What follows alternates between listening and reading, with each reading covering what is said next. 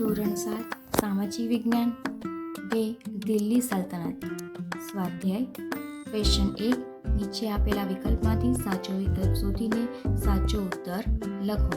પહેલું, દિલ્હી સલ્તનતના ચહેલગામની સ્થાપના કોણે કરી હતી? તો ડી. ઇલ્તુત્મિશ કરી હતી. બીજું, દિલ્હી સલ્તનતના પ્રથમ મહિલા શાસક કોણ હતા? તો રઝિયા સુલતાના. ત્રીજું, દિલ્હીના કયા શાસકની યોજના તરંગી યોજના તરીકે ઓળખાય છે? તો આવશે સી. મુહમ્મદ તુગલક. પછી 4, વિજયનગર સામ્રાજ્યની સ્થાપના કોણે કરી હતી? તો બી. હરિહરરાય અને બુક્કારાય. એના પછી ક્વેશ્ચન 2 ખાલી જગ્યા પૂરો. ઢાઈ દિનકા ઝોપડા ખાલી જગ્યા શહેરમાં આવેલ છે? તો અજમેર. દિલ્હી સલ્તનતની શાસન વ્યવસ્થાના કેન્દ્રમાં ખાલી જગ્યા હતો તો સુલતાન. ત્રીજી, દિલ્હી સલ્તનતનો અંતિમ શાસક ખાલી જગ્યા હતો તો ઇબ્રાહિમ લોદી. ચોથું, શ્રીનગર ખાલી જગ્યાએ વસાવ્યું હતું તો અલાઉદ્દીન ખલજીએ. એના પછી ક્વેશ્ચન 3, નીચેના પ્રશ્નોના 1-2 શબ્દમાં ઉત્તર લખો. પહેલો પ્રશ્ન, કુતુબ મિનાર ક્યાં આવેલ છે? તો દિલ્હીમાં.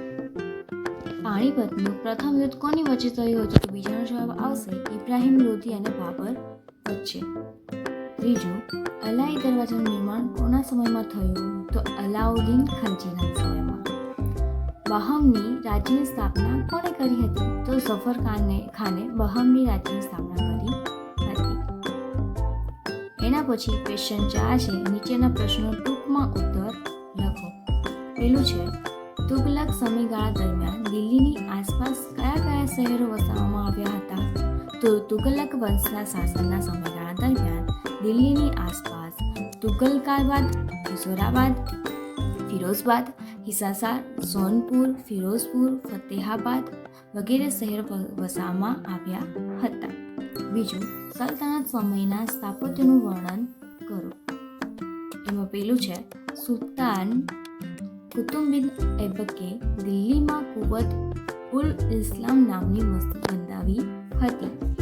તેણે દિલ્હીમાં મશહૂર કુતુબ મિનાર નામના મિનારા બાંધકામની શરૂઆત કરી હતી. તેના સમયમાં આ મિનારાઓ એક જ માળ બાંધી શક્યો હતો. કુતુબુદ્દીનના અવસાન પછી તેના જમાઈ ઇલ્તુત્મિશ કુતુબ મિનાર બાંધકામ પૂર્ણ કરાવ્યું હતું. કુતુબ બિન ઐબકે અજમેરમાં ઢાઈ દિનકા ઝોપડા નામની મસ્જિદ બનાવી હતી.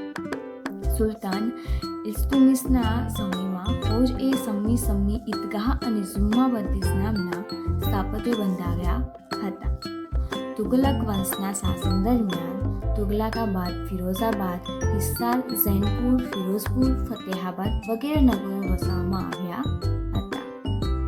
આમ સલ્તનતના શાસન દરમિયાન દિલ્હીમાં અનેક કિલ્લાઓ, મસ્જિદો, તળાવો, મહેલો, સ્નાનનગરો, મકબરાઓ, પુલો, સરાઈઓ, બગીચાઓનું નિર્માણ થયું હતું.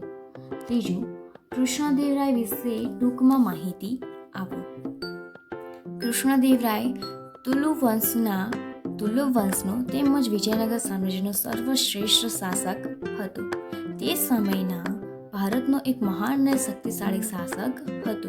તેણે શાસન આ દરમિયાન અનેક વિજયો મેળવ્યા હતા. તેણે રાજ્યના વહીવટી તંત્ર કે સંગીત બનાવવાનું હતું. તેણે સિંચાઈ માટે રાજ્યોમાં તળાવો અને નહેરો ખોદાવી ખેતીવાડીને સમૃદ્ધ બનાવી હતી.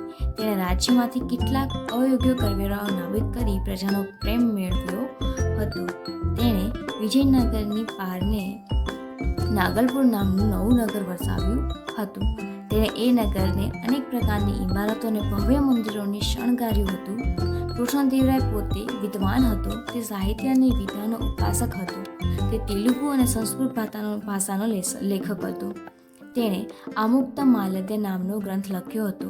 તેણે અનેક કવિઓને રાજ્યાશ્રય આપ્યો હતો. કૃષ્ણદેવરાય રાજા ભોજની જેમ સાહિત્ય અને કલાને ઉત્તેજન આપ્યું હતું. તેથી તે આંધ્રાના ભોજ તરીકે જાણીતા બન્યા હતા. અહીંયા આપણું સ્વાધ્યાય પૂરું થાય છે.